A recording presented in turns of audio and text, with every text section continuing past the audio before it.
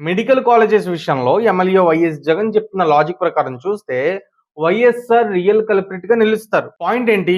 YS Rajasekhara Reddy గారు CM గా ఉన్న టైంలో వాళ్ళ ఫ్యామిలీ కావచ్చు, రిలేటివ్స్ కావచ్చు క్విట్ ప్రోకో చేశారు, లక్షల కోట్లు సంపాదించారనే ఆరోపణలు బాగా హైలైట్ అయ్యాయి. కానీ హైలైట్ అవ్వని విషయం ఏంటి? ప్రభుత్వ ఆస్తులు ప్రైవేట్ రంగానికి దోచిపెట్టడం.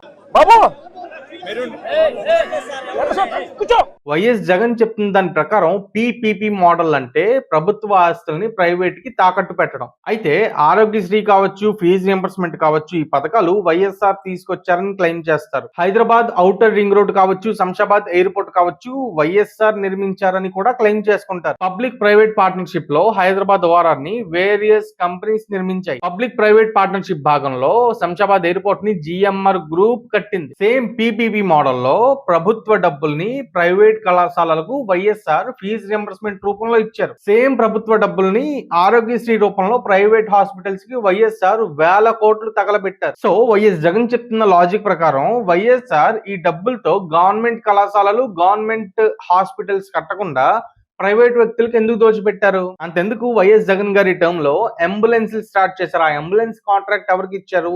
విజయసాయి రెడ్డి గారికి చెందిన అరబిందో గ్రూప్ ఇచ్చారు. అంటే యాజ్ ఎ చీఫ్ మినిస్టర్ గా వైఎస్ జగన్ అంబులెన్స్ సైతం కొనలేకుండా ప్రభుత్వంలో అట్టర్ ఫెయిల్యూర్ అవ్వటం వలన ఈ ప్రభుత్వ డబ్బుని అంబులెన్స్ల రూపంలో విజయసాయి రెడ్డి గ్రూప్స్ కి కట్టబెట్టారా? ఫైనల్లీ ఇప్పుడు కన్స్ట్రక్షన్ లో ఉన్న భోగాపురం ఎయిర్పోర్ట్ కూడా వైఎస్ జగన్ గారి రెజ్యూమ్ లో కంప్లీట్ చేశారని క్లెయిమ్ చేసుకుంటారు. అంటే పీపీపీ మోడల్లో ప్రభుత్వ ఆస్తులు వైఎస్ జగన్ జిఎంఆర్ గ్రూప్ కి కట్టబెట్టారా?